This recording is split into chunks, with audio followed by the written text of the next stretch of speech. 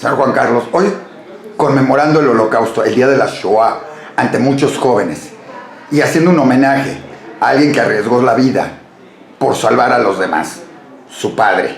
Dígame algo, ¿cuál es la importancia de que jóvenes como aquí los del Olamí Ort aprendan y conozcan la historia?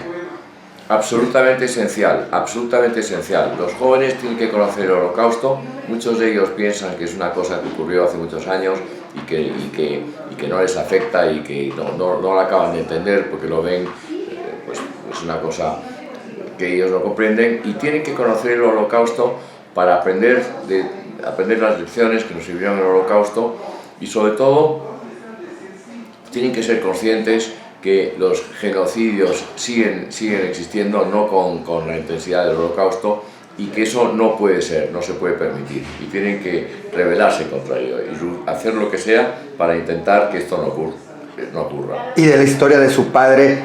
Y de la historia de mi padre y de todos los demás justos entre las naciones, tienen que aprender que no hay que mirar hacia otro lado, que es lo que hace todo el mundo, no hay que tener los ojos cerrados, sino que hay que involucrarse cuando se ve una injusticia, cuando se ve dolor ajeno. No hay que ser indiferente y hay que echar una mano, no hace falta que arriesgues tu vida, pero tienes que intentar ayudar. Una pregunta, ¿su padre no le contó todo lo que hizo en vida? ¿O sí? ¿O le contó algunas cosas?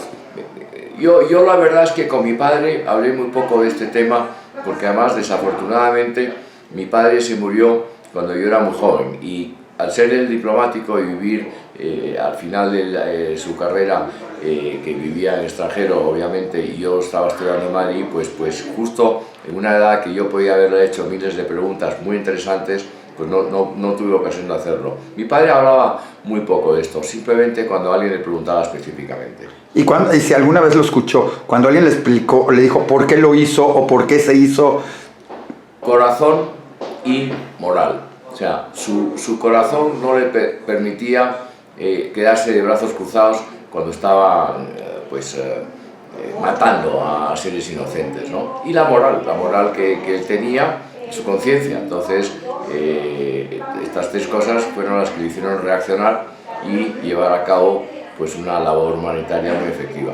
¿Cómo se enteró usted de todo esto? ¿Cuál fue la primera vez que se enteró de cómo había salvado gente su papá, bueno, pues, o todo esto? Pues yo me empecé a enterar pasados bastantes años después de su muerte, porque salieron a relucir detalles a raíz de investigaciones por parte de historiadores y de investigadores. Se escribieron unos libros sobre él, y entonces es cuando empecé de verdad a enterarme de todos los detalles, ¿no?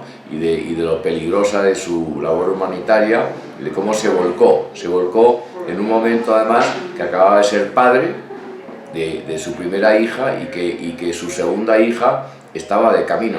Entonces, bueno, pues es muy impresionante, porque cuando tú empiezas tu propia familia, no es fácil arriesgar tu vida y dejar a dos niñas potencialmente huérfanas, ¿no? Una pregunta, su padre no le pudo contar, pero es una lección importante, porque hubiera sido muy valioso haber tenido la oportunidad de escucharlo. Mira, en ese sentido. ¿Qué le diría hoy? Porque también sucedió mucho con sobrevivientes del Holocausto que no lo contaron, y de muchos otros que dicen, ¿para qué se los cuento a mis hijos? ¿Para qué les digo? ¿Qué opina? ¿Qué hay que decirle a los hijos en ese sentido de todo este tipo de cosas? ¿Qué habría que decirles a nuestros hijos? Yo creo que a los hijos hay que contarles las cosas, porque además también contar te permite quitarte un gran peso de encima, ¿no? Yo a los hijos les diría que tienen que posiblemente perdonar el Holocausto, pero no olvidarse de él y aprender de él. Eso es lo que yo les diría. Y a los chicos del Olamí Ort con los que estuvo hoy, ¿qué mensaje quisiera que se quedaran? Que saquen, que pongan en marcha ese justo entre las naciones que todos llevamos dentro. Muchísimas gracias.